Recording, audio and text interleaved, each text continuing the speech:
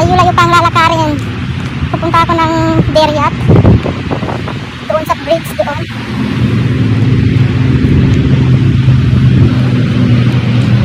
Ito naman ang aking view. Walang katao-tao dito guys na nag-jogging ngayon. Siguro dahil na rin sa lamig. So ang ganda. Tahimik. Nakakatahimik. Sarap sa pakiramdam. Yung pagpapawisan ka kahit paano. Kahit malamig yung panahon. Pero pag tumakbo ka na, kumakatak rin yung pawis ko. Ganun lang. Para maging healthy.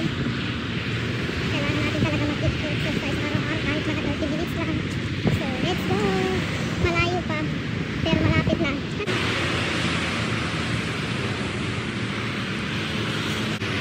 Malayo na ang ating narating. So, continue pa natin hanggang doon sa dulo. Kita nyo naman ang ating. Nandito na tayo sa tapat ng ato. Malayo-layo na rin ang narating natin. Pero malayo pa. Tayo sa may park. Marami ng tao dito. Nagpipiknik. May barbecue na dito. Ang dami nagpipiknik dito. Ang ganda talaga dito. Meron ng mga tao dyan. Naglalaro ng mga auto.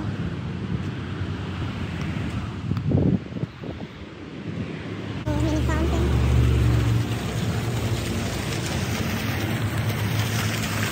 Grabe. Dito na tayo. Ang dami nagpipiknik doon banda. Hindi ako doon lumaan kasi naamit ang pagkain. Pero kami barbecue. Grill. So, dito tayo. Kahit na medyo paano dito na kanto. Parang may nagmamay-ari siguro to. Kasi alagang-alaga ang itsura o.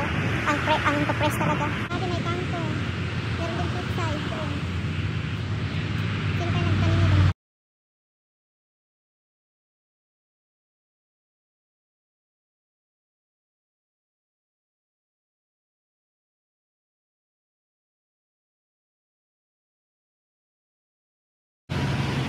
Dumidilim na. So, look ang ating full of nature.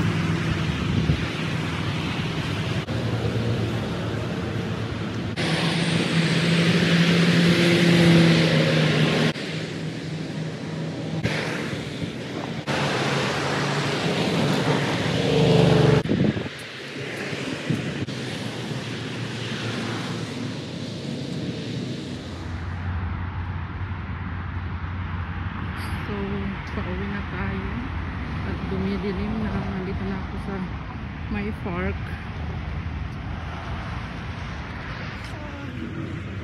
As of now, kita nyo naman, madilim na, umalis ng bahay na may araw pa.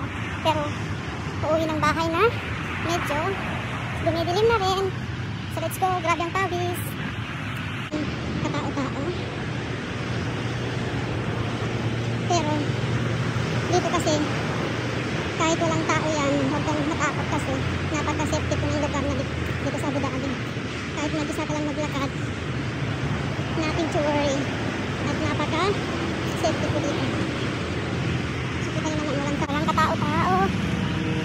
Carry lang yan. Ang mahalaga, magpapawisan tayo. Kasi grabe guys, ilang days din. Puro kain. So, ngayon pakiramdam ko parang ang gaan. Kasi pinagpapawisan. So, yan. Kita nyo naman ang aking likod. Walang katao-tao. So, yan lang muna guys. Update ko kayo. Dito pa rin tayo. Pauwi na. Grabe. Pawis.